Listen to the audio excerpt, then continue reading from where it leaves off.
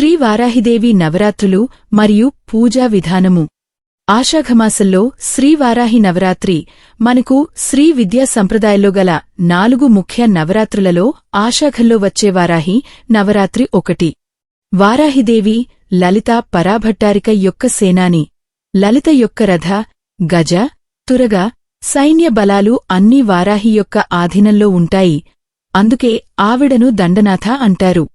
అమ్మ స్వరూపాన్ని గమనిస్తే వరాహ ముఖంతో, అష్టభుజాలతో, శంఖ, చక్ర, హల, నాగలి, ముసల, రోకలి, పాశ, అంకుశ, వరద, అభయ హస్తాలతో ప్రకాశిస్తూ మనకు దర్శనం ఇస్తుంది.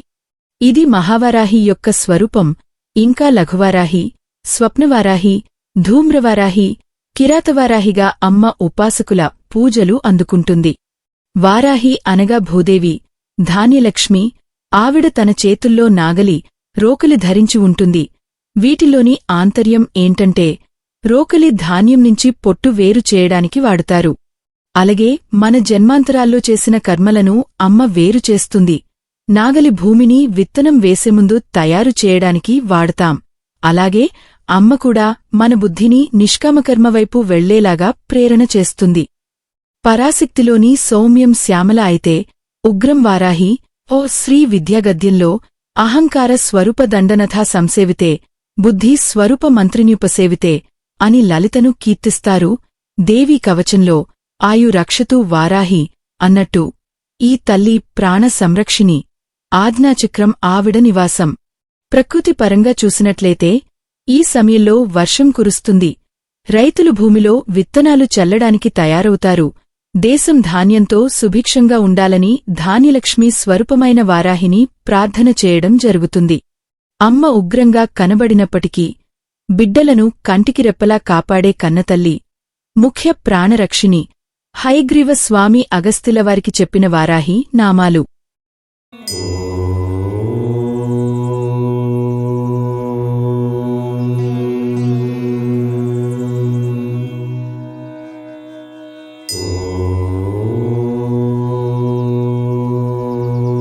దేశం సుభిక్షంగా ఉండాలని, మనమంతా చల్లగా ఉండాలని, ధర్మం వైపు మనం నడవాలని అమ్మ మహావారాహి పాదాలను పట్టి ప్రార్థన చేద్దాం.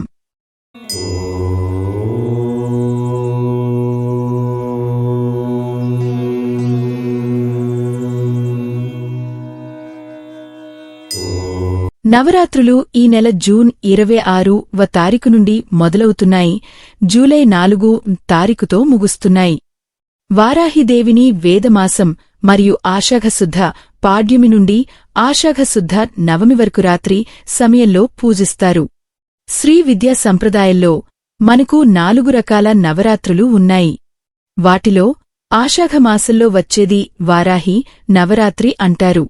లలిత త్రిపురి సుందరి మొత్తం సైన్యాన్ని పూర్తిగా నియంత్రించే సైన్యాధిపతి వారాహిదేవి. లలితాదేవి విల్లు మరియు బాణం నుండి 5 విభిన్న శక్తులు ఉద్భవించాయి. ఇవన్నీ కలిసి వారాహిదేవిని ఏర్పరుస్తాయి. వారాహిదేవి రథాన్ని కిరిచక్రం అని పిలుస్తారు. ఈ రథాన్ని 1000 పందులు లాగుతాయని, దీనికి నియంత్రిక స్తంభిని దేవి అని పురాణాలు చెబుతున్నాయి. ఆయుర్వేద దేవుడు ధన్వంతరి అని పిలువబడే దివ్య వైద్యులతో పాటు అన్ని స్త్రీ శక్తులు ఆమె రథంలో నివసిస్తాయి. అశ్విని దేవతలు. లలితా సహస్ర నామంలోని 27 నుంచి 29 వరకు శ్లోకాలు వారాహి దేవి మహిమ మరియు శక్తిని వివరిస్తాయి. రాక్షసుడు విసుక్ర అనే దేవత వారాహిచే నాశనం చేయబడింది. మన పురాణాల ప్రకారం శక్తికి ఉన్న 7 ప్రతిరూపాలే సప్తమాతృకాలు. వీరే బ్రాహ్మి, మాహేశ్వరి, కౌమారి, వైష్ణవి, వారాహి, ఇంద్రాణి, చాముండి. కొన్ని నమ్మకాల ప్రకారం 8వ మాతృకగా నారసింహిని, మరికొన్ని సంప్రదాయాలలో 9వ మాతృకగా వినాయకిని ఆరాధించడం జరుగుతోంది. దుష్ట శిక్షణ కోసమూ భక్తులను కాచేందుకు ఈ సప్తమాతృకలు సిద్ధంగా ఉంటారు. బ్రాహ్మణి, వైష్ణవి, మహేశ్వరి, ఇంద్రాణి, వరాహి, కౌమారి, చాముండ, నరసింహి, వినాయకిగా పిలవబడే సప్తమాతృకల్లో ఒకరుగా వరాహదేవి అమ్మవారిని చెబుతారు. పురుష అవతారాల నుండి ఉద్భవించినవారే ఈ సప్తమాతృకలు. బ్రహ్మ నుండి బ్రాహ్మణి, విష్ణువు నుండి వైష్ణవి, పరమేశ్వరుని నుండి మహేశ్వరి, ఇంద్రుని నుండి ఇంద్రాణి, వరాహావతారం నుండి వరాహి, స్కంధ నుండి కోమారి, నరసింహావతారం నుండి నరసింహి, వినాయకుని నుండి వినాయకి సప్త మాతృకలుగా ఉద్భవించారు. వారిలోని వరాహి అవతారం ప్రత్యేకమైనది. ఆమె వరాహి దేవిగా పలవబడుతూ ఆ పరమేశ్వరుని క్షేత్రానికి క్షేత్రపాలికగా కాపు కాస్తోంది. పూర్వం హిరణ్యాక్షుడనే రాక్షసుని సంహరించి భూలోకాన్ని ఉద్ధరించిన విష్ణువు అవతారమే వరాహమూర్తి. ఆ వరాహమూర్తికి ఉన్న స్త్రీతత్వమే వారాహి అంటారు. దేవీ భాగవతం, మార్కండేయ పురాణం, వరాహ పురాణం వంటి పురాణాలలో ఈమె ప్రసక్తి కనిపిస్తుంది. ఆయా పురాణాలలో అంధకాసురుడు, రక్తబీజుడు, శుంభనిశుంభులు వంటి రాక్షసులను సంహరించడంలో ఆమె పాత్ర సుస్పష్టంగా కనిపిస్తుంది. లలితాదేవికి సైన్యాధిపతిగా వారాహిదేవిని వర్ణిస్తారు. అందుకే ఈమె ప్రస్తావన లలిత సహస్రనామంలో కూడా కనిపిస్తుంది. ఆ లలితాదేవి తరఫున పోరాడేందుకే కాదు, భక్తులకు అండగా ఉండేందుకు కూడా ఒక గొప్ప యోధురాలిగా నిలుస్తుంది వారాహి. ఈమెను ఆరాధిస్తే జీవితంలో ఎదురయ్యే అడ్డంకులన్నీ తొలగిపోతాయని, శత్రుభయం ఉండదని, జ్ఞానం సిద్ధిస్తుందని, కుండలిని శక్తి జాగృతం అవుతుందని తరతరాలుగా నిలిచి ఉన్న నమ్మకం. వారాహిదేవి పేరు ఉన్న మూలమంత్రాలను, అష్టోత్తరాలను పఠిస్తే సకల జయాలు సిద్ధిస్తాయన్నది భక్తులకు అనుభవమయ్యే విషయం. కాశీ క్షేత్రపాలికే ఈ సప్తమాత్రిక. సాక్షాత్తు పరమశివుడు కొలువై ఉన్న కాశీ పట్టణానికి క్షేత్రపాలికగా వరాహిదేవిని కొలుస్తారట.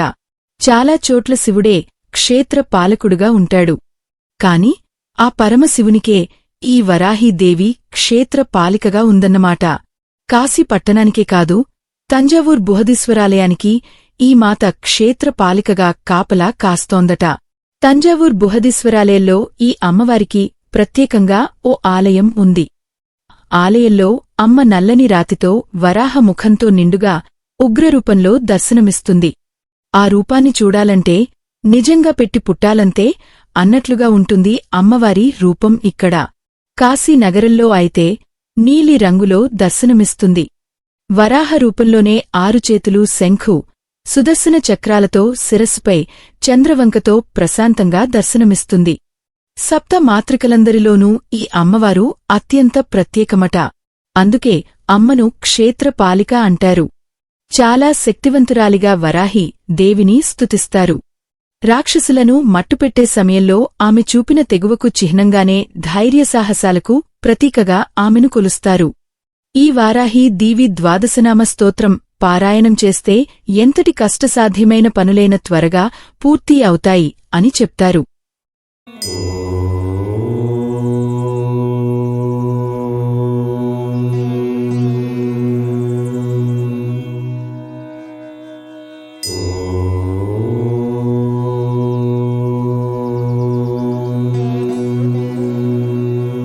వారాహి రూపం ఇంచుమించు వరాహమూర్తినే పోలి ఉంటుంది. ఈమె శరీరఛాయను నల్లని మేఘవర్ణంలో ఉన్నట్లు పేర్కొంటారు. సాధారణంగా ఈ తల్లి వరాహముఖంతో 8 చేతులతో కనిపిస్తుంది. అభయవరద హస్తాలతో, శంఖము, పాసము, హలము వంటి ఆయుధాలతో దర్శనమిస్తుంది. గుర్రము, సింహము, పాము, దున్నపోతు వంటి వివిధ వాహనాలమీద ఈ తల్లి సంచరిస్తుంది. తాంత్రికులకు ఇష్టమైన దేవత వారాహిమాత. అందుకే ఈమెను రాత్రివేళల్లో పూజించడం జరుగుతుంది. వారాహిమాత ముఖ్య దేవతగా ప్రతిష్ఠించిన కొన్ని ఆలయాలలో దర్శనం సైతం రాత్రివేళల్లోనో తెల్లవారుజామునో మాత్రమే ఉంటుంది. దేశంలోని వివిధ ప్రాంతాలలో ఈమె ఆలయాలు ఉన్నప్పటికీ చౌరాసి, ఒడిశా, వారణాసి, మైలాపూర్లలో ఉన్న ఈమె ఆలయాలకు ప్రాధాన్యత ఎక్కువ. లలితాదేవికి సైన్యాధిపతిగా వారాహిదేవిని వర్ణిస్తారు. అందుకే ఈమె ప్రస్తావన లలితా సహస్రనామంలో కూడా కనిపిస్తుంది. ఆ లలితాదేవి తరఫున పోరాడేందుకే కాదు, భక్తులకు అండగా ఉండేందుకు కూడా ఒక గొప్ప యోధురాలిగా నిలుస్తుంది వారాహి.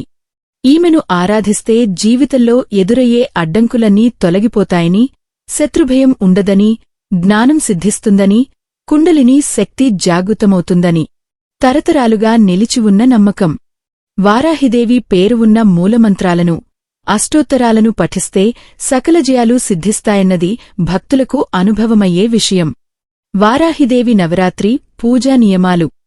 ఈ వారాహి నవరాత్రి పూజను స్త్రీ పురుష భేదం లేకుండా ఎవరైనా చేసుకోవచ్చు. ఈ నవరాత్రి దీక్షను చేసేవారు ఆషాఢశుద్ధ పాడ్యమి మొదలుకుని ఆషాఢశుద్ధ దశమి వరకు ఈ దీక్ష నియమాలు పాటించాలి. నవరాత్రి పూజ చేసేవారు మద్యము మాంసము తీసుకోరాదు. బ్రహ్మచర్యం పాటించాలి.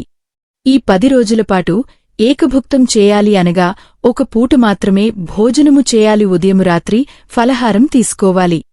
ఈ 10 రోజులపాటు భక్తిశ్రద్ధలతో అమ్మవారి ఆరాధన చేసుకోవాలి. నవరాత్రి పూజ చేసేవారు ఈ 10 రోజులపాటు ఉదయం సాయంత్రం కూడా అమ్మవారి పూజ చేయాలి. నవరాత్రి పూజ మొదలుపెట్టిన తర్వాత ధర్మబద్ధమైన పనులు మాత్రమే చేయాలి. నవరాత్రి పూజ మొదలుపెట్టిన తర్వాత అకారణంగా పూజ మానివేయకూడదు. నవరాత్రి పూజ చేసేవారు నేలపైనే నిద్రపోవాలి. ఈ నియమాలు పాటిస్తూ అమ్మవారి పూజ చేస్తే అమ్మవారి అనుగ్రహం మీకు తప్పకుండా కలుగుతుంది. నవరాత్రి పూజ విధానం. ఏ పూజ అయినా సరే మొదట విఘ్నేశ్వరునికి పూజించాలి. మీ సంకల్పము అంటే నీ కోరిక ఆయనకి చెప్పుకుని విఘ్నేశ్వరుని పూజ మొదటి రోజు చేసుకుంటే సరిపోతుంది.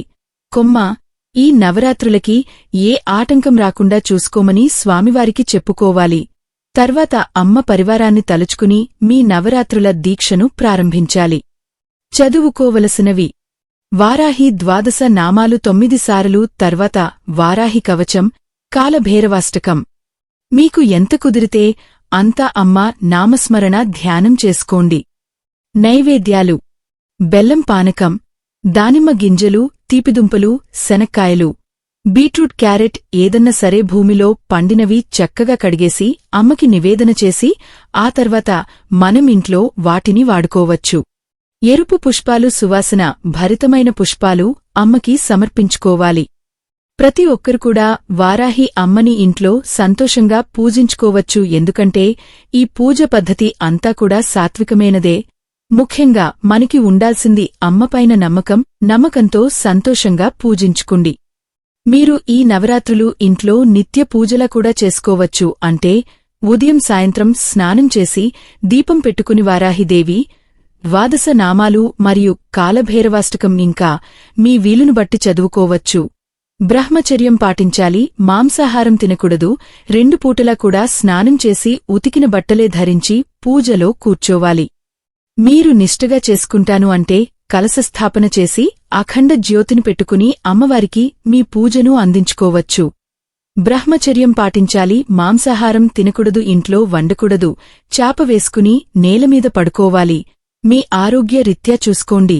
తక్కువ మాట్లాడి ఎక్కువ అమ్మ నామాన్ని స్మరించుకోవాలి. అతిగా తినకూడదు. సాత్వికంగా తినాలి. మనకు ఉన్న అన్ని సమస్యలకు సమాధానం శ్రీ వారాహి అమ్మవారి ఆషాఢ మాస నవరాత్రి దీక్ష. అత్యంత శుభ ఫలితాలను మనో అభీష్టాలను నెరవేర్చే శ్రీ వారాహి అమ్మవారి గుప్త నవరాత్రులు. గుప్త నవరాత్రులు ఆషాఢశుద్ధ పాడ్యమి నుండి ఆషాఢశుద్ధ నవమి వరకు గల సమయం. ఇవి ఎక్కువగా ప్రచారంలో లేవు. చాలా తక్కువ మందికి మాత్రమే తెలుసు. మన సాంప్రదాయంలో ఉన్న 4 నవరాత్రుల్లో అత్యంత మహిమాన్వితమైనవి, శక్తివంతమైనవి, శ్రేష్టమైనవి ఈ ఆషాఢ మాసగుప్త నవరాత్రులు. సమస్యలను సులభంగా పరిష్కరించే వరాలిచ్చే తల్లివారాహి.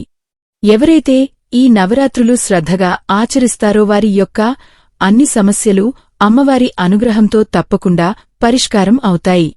శ్రీ వారాహి అమ్మవారు ఉగ్రరూపంలో కనిపించే అపార కరుణామయి, పరమకృప మైవారాహి, దేవత వారాహి ఆరాధన అందరూ చేయకూడదు అని కొన్ని అపోహల వలన అమ్మవారి ఆరాధన తక్కువ మందికి మాత్రమే తెలుసు. అలాగే ఎవరికి తెలియకుండా గుప్తంగానే మిగిలిపోయాయి. ఇది పూర్తిగా సత్యదూరం. ప్రస్తుత కాలంలో అమ్మవారి ఆరాధన ప్రతి ఒక్కరికీ అవసరం. అమ్మవారి ఆరాధనతో అరిషడ్వర్గాలు ఆధీనంలో ఉంటాయి. కామక్రోధ మద మోహమద మాత్సర్యాల నుండి అమ్మవారు మనల్ని సంరక్షిస్తుంది. మన మనసును నియంత్రిస్తుంది. అమ్మవారు సమయ సంకేత ఏది ఎప్పుడు ఎలా చేయాలో ఎలా సాధించాలో తెలియజేస్తూ ఉంది. అమ్మవారు సాక్షాత్ వసుంధర భూదేవి, నాగలిని రోకలిని ధరించిన ధాన్య దేవత.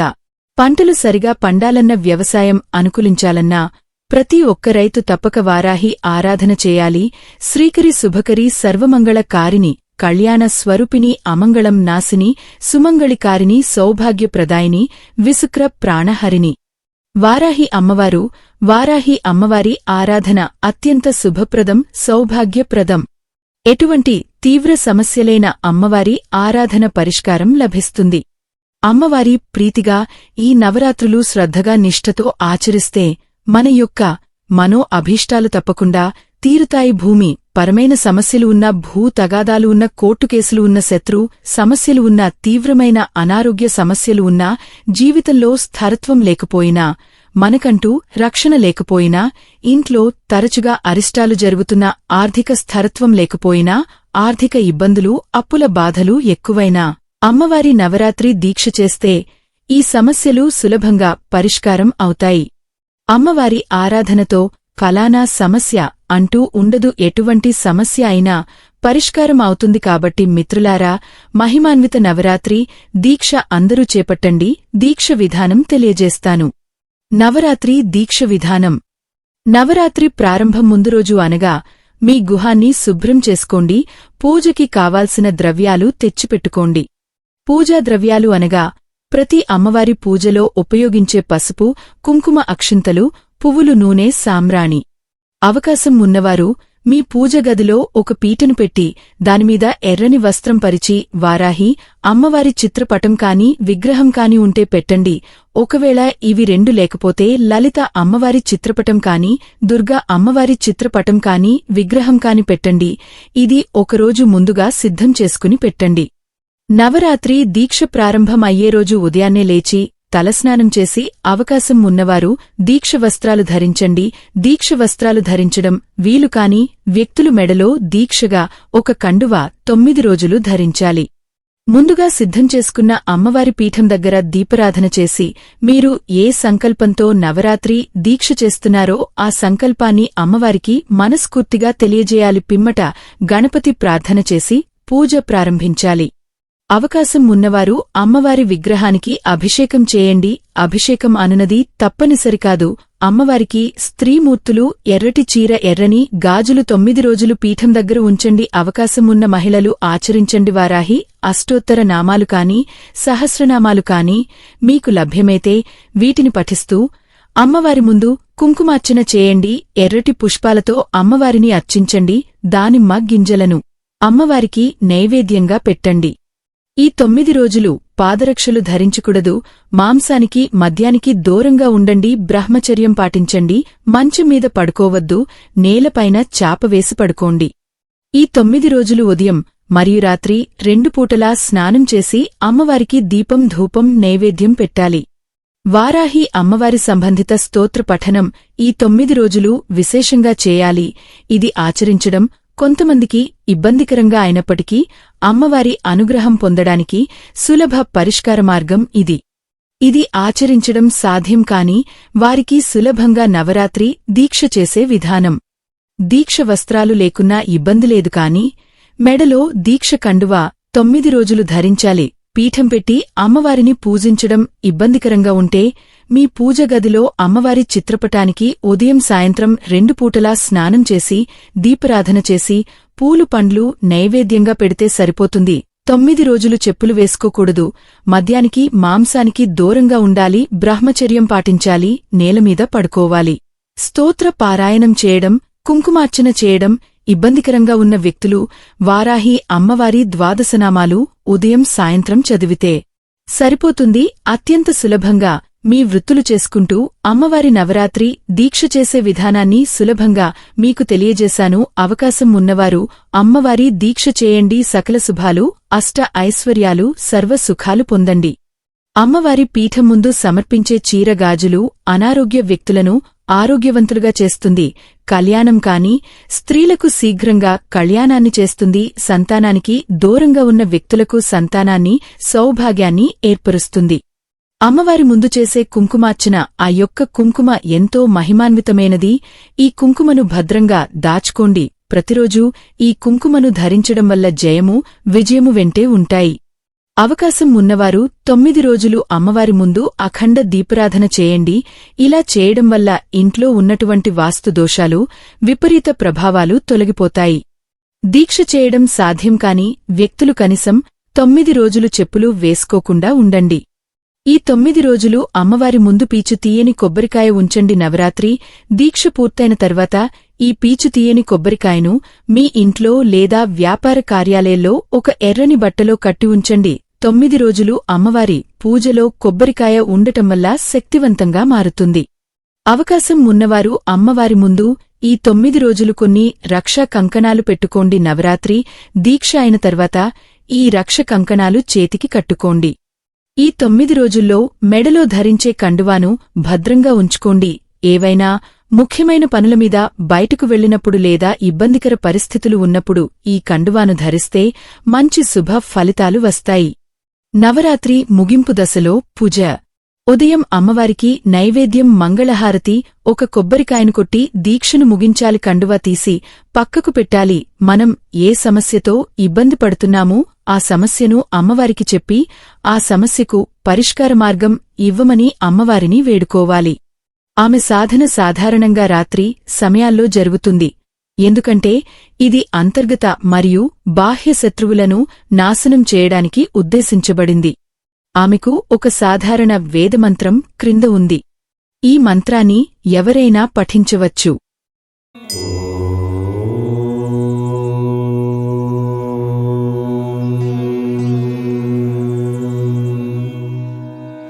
శ్రీ వారాహిదేవి గాయత్రి మంత్రాలు ఈ క్రింది విధంగా ఉన్నాయి.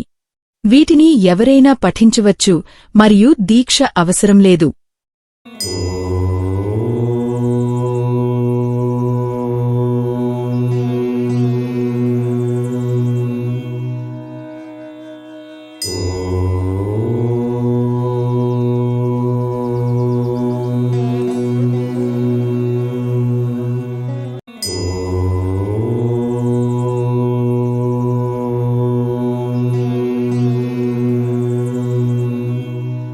వారాహి మూలమంత్రం ఒక్కరోజులో 3 లేక 21 లేక 108 సార్లు 48 రోజులపాటు జపించినచ్చే మీ జాతకంలోని కాలసర్ప దోషం లేక ఎలాంటి దోషాలైనా దూరమవుతాయి. జనాకర్షణ పెరుగుతుంది, వాక్ సిద్ధి కలుగుతుంది. వారాహిదేవికి నైవేద్యంగా దానిమ్మ పండు, బెల్లం పానకం, పులిహోర సమర్పించవచ్చు. బ్రహ్మ ముహూర్తంలో వారాహి దేవి ఆరాధన చేయటంతో అద్భుతమైన ఫలితాలు పొందవచ్చు. వారాహి అమ్మవారి ఆరాధన అద్భుతమైన ఫలితాలను ఇస్తుంది. దీంట్లో ఎటువంటి సందేహం లేదు.